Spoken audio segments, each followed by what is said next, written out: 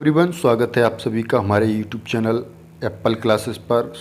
आज की क्लास में हम वर्ल्ड ज्योग्राफी का एक और टॉपिक लेकर आए हैं और वो टॉपिक है पवन यानी विंड्स। आज की इस क्लास में हम पवन से संबंधित मोस्ट इम्पोर्टेंट्स एमसीक्यू क्वेश्चंस करने वाले हैं।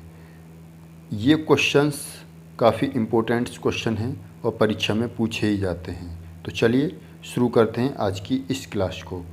पहला क्वेश्चन है, व्यापारिक हवाएं किन अक्षांशों से किन अक्षांशों की ओर बहती हैं?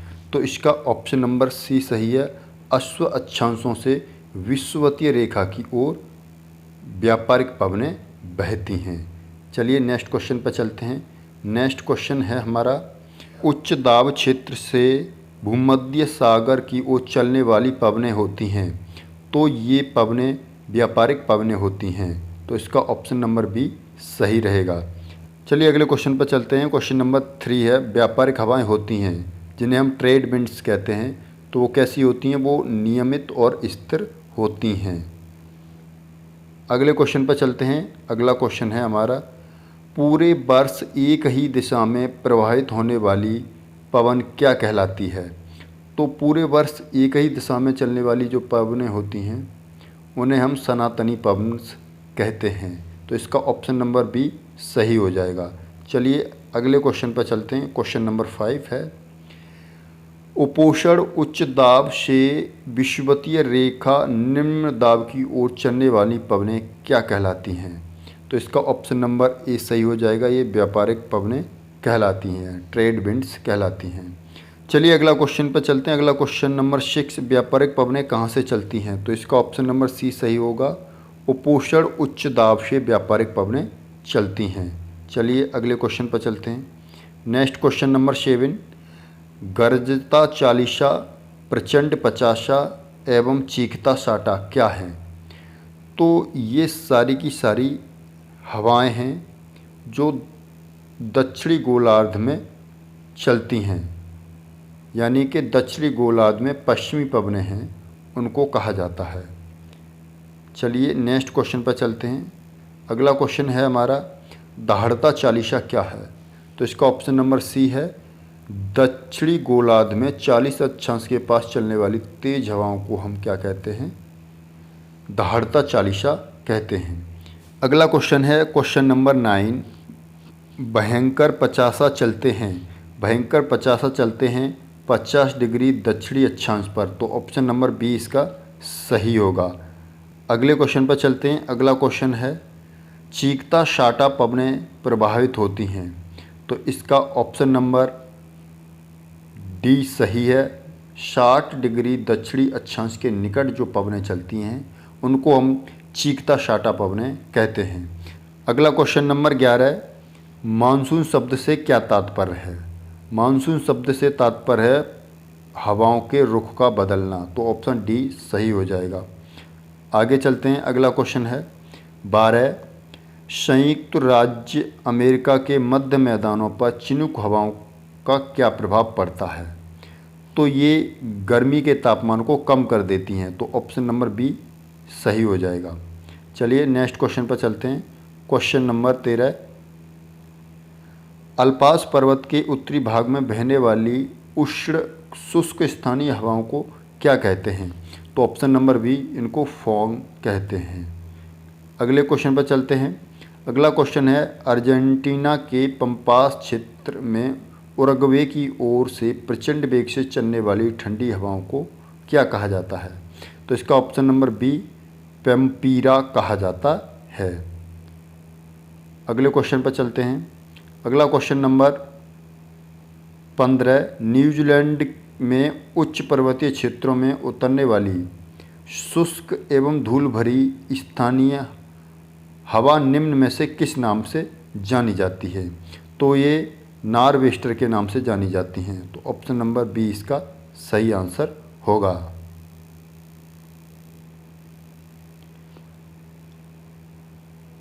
चलिए अगले क्वेश्चन पर चलते हैं। क्वेश्चन नंबर 16, संयुक्त राज्य अमेरिका के पश्चिमी तट से प्रारंभ होकर रॉकी पर्वत को पार करके उसके नीचे उतरने वाली गर्म एवं शुष्क हवा को किस नाम से जाना जाता है?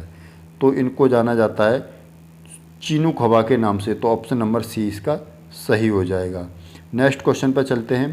क्वेश्चन नंबर 17 है, निम्नलिखित में से कौन सुमेलित नहीं है? खमसिन मिस्र में चलने वाली हवा है। चिनूक चीन में चलने वाली हवा, ये गलत है, चीन में नहीं चलती। सिरको इटली में चलती है। गिबली लीबिया में चलती है। तो इसका ऑप्शन नंबर बी सही आंसर हो जाएगा। चलिए नेक्स्ट क्वेश्चन पर चलते हैं। नेक्स्ट क्वेश्चन है, यूरोप में जरा पर्वत से जेनेवा झील की तरफ रात्रि में चलने वाली शीतल एवं शुष्क पवनों को किस नाम से जाना जाता है? तो ऐसी पवनों को हम किस नाम से जानते हैं? तो ऐसी पवनों को हम जोरॉन के नाम से जानते हैं। तो ऑप्शन नंबर डी इसका सही हो जाएगा।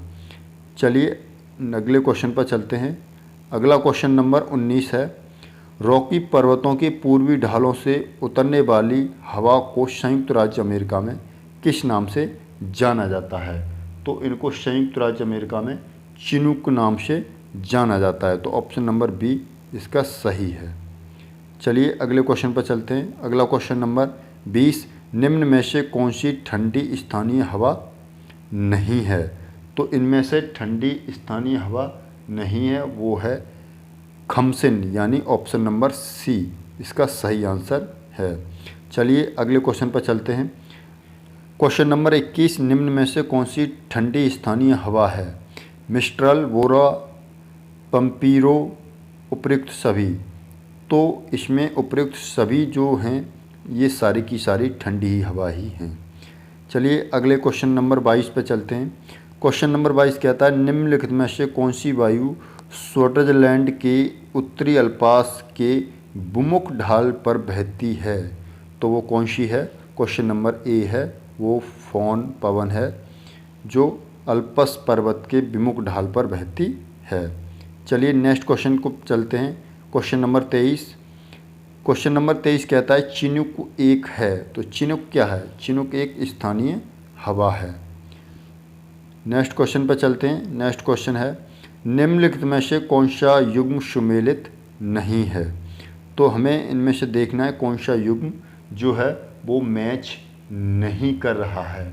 तो इनमें से ऑप्शन नंबर बी बोरा और पोलैंड जो है ये मेल नहीं कर रहा है युग्म, बाकी सभी मेल कर रहे हैं। यानी फोहन अल्पास पर्वत की घाटी में बहता है, मिस्ट्रल राइन घाटी में, और खमसन मिस्र में बहने वाली ये हवाएं हैं। चलिए अगले क्वेश्चन पर चलते हैं। अगला क्वेश्चन नंबर है 25 जो हमको सुमेलित करना है। एक तरफ दे रखी हैं स्थानीय हवाएं और दूसरी तरफ दे रखे हैं देश। तो इनको हमें क्या करना है? इनको हमें मैच करना है। तो चिनूक हवा कहाँ चलती है? तो ये चिनूक हवा संयुक्त राज्य अमेरिका में चलती है। सिरको कहाँ चलती है? तो सिरको इटली में चलती है। और विक्रफील्ड कहाँ चलती है? तो ये ऑस्ट्रेलिया में चलती है। और आगे है मिस्ट्रल कहाँ चलती है? तो ये फ्रांस में चलती है। तो इसका सही ऑप्शन हो जाएगा ए।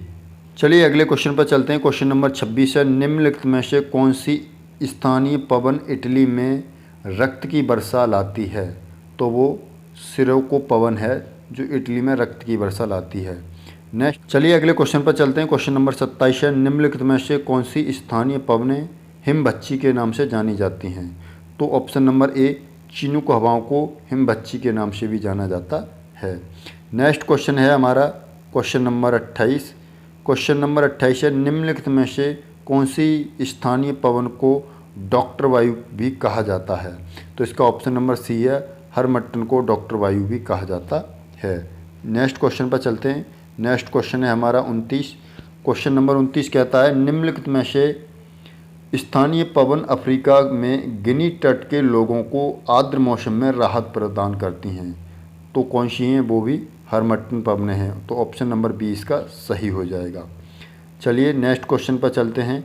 नेक्स्ट क्वेश्चन है हमारा, निम्नलिखित में से कौन सी गर्म स्थानीय पवनें कैलिफोर्निया में फल के बगीचों को काफ़ी नुकसान पहुंचाती हैं? तो सांता आना जो पवनें हैं कैलिफोर्निया में जो फल के बगीचे होते हैं उनमें बहुत ज़्यादा नुकसान पहुंचाती हैं।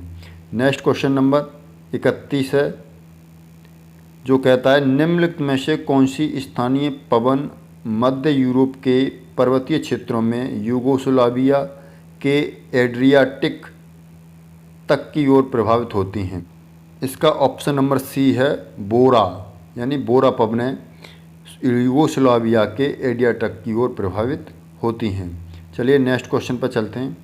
नेक्स्ट क्वेश्चन है पछुआ हवाएं वे हवाएं हैं जो बहती हैं भूमध्य रेखा के 30 से 60 उत्तर दक्षिणी अक्षांश रेखाओं के मध्य में बहती हैं, उन्हें हम पछुआ पवनें कहते हैं। तो ऑप्शन नंबर डी इसका सही हो जाएगा। नेक्स्ट क्वेश्चन पर चलते हैं। नेक्स्ट क्वेश्चन है हमारा समुद्री शमीर बहती है। जो समुद्री शमीर होती है वो दिन के समय बहती है, तो इसका ऑप्शन नंबर ए सही हो जाएगा।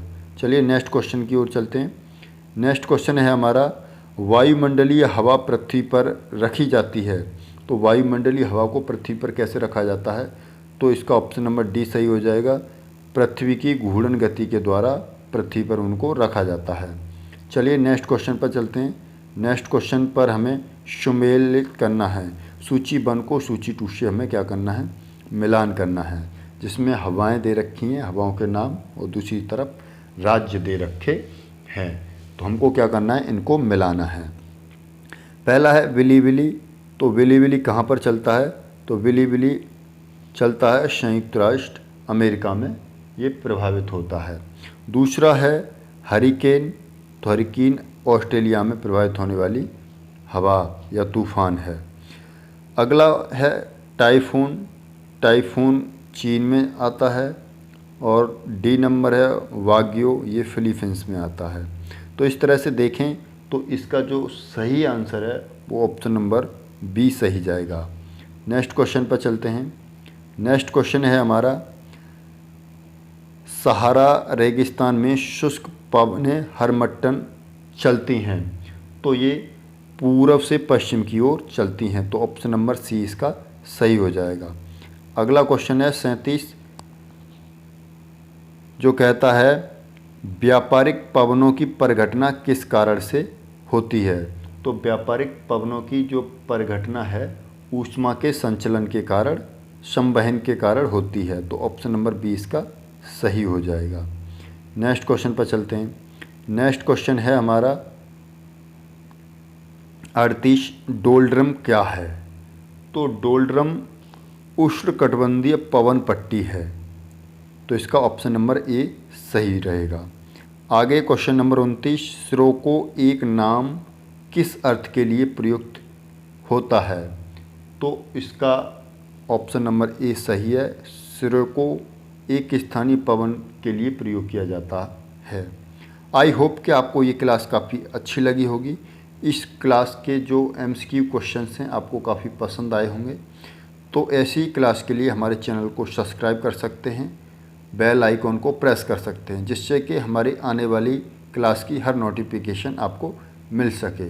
सो थैंक यू, धन्यवाद।